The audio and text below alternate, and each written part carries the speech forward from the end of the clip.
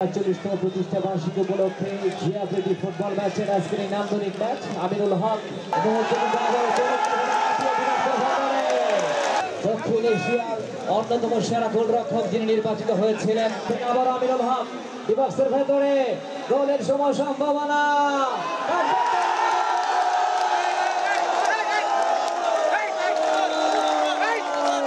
প্রীতি football ম্যাচে যে বিশেষত্ব রয়েছে আপনারা জানেন যে গত 17 বছর এই মহানগর বিএনপি নেতৃবৃন্দ সহ থানা বিএনপি সকল পর্যায়ের নেতৃবৃন্দ তারা দীর্ঘ 17 বছর মাননীয় ভারপ্রাপ্ত চেয়ারম্যান জনাব তারেক রহমানের নেতৃত্বে রাজপথে থেকে আন্দোলন করেছে, সংগ্রাম করেছে। সেই আন্দোলন সংগ্রামের মেসেজ হিসেবে আমি যে বিষয়টি বলতে চাই যে বাংলাদেশ জাতীয়তাবাদী দল বিএনপি আমাদের মাননীয় ভারপ্রাপ্ত চেয়ারম্যান জনাব তারেক রহমানের নেতৃত্বে আমরা ঢাকা মহানগর উত্তর দক্ষিণ সহ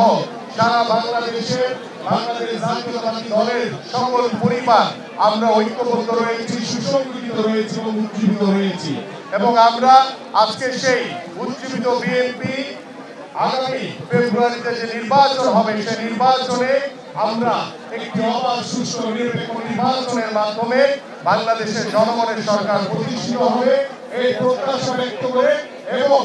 বাংলাদেশের ভিতরে থেকে যারা বাংলাদেশের বিরুদ্ধে ষড়যন্ত্র করছে, যারা বিদেশি প্রভুদের সহযোগিতা নিয়ে বাংলাদেশের ভিতরে একটি অস্থিতিশীল পরিবেশ তৈরি করার চেষ্টা করছে,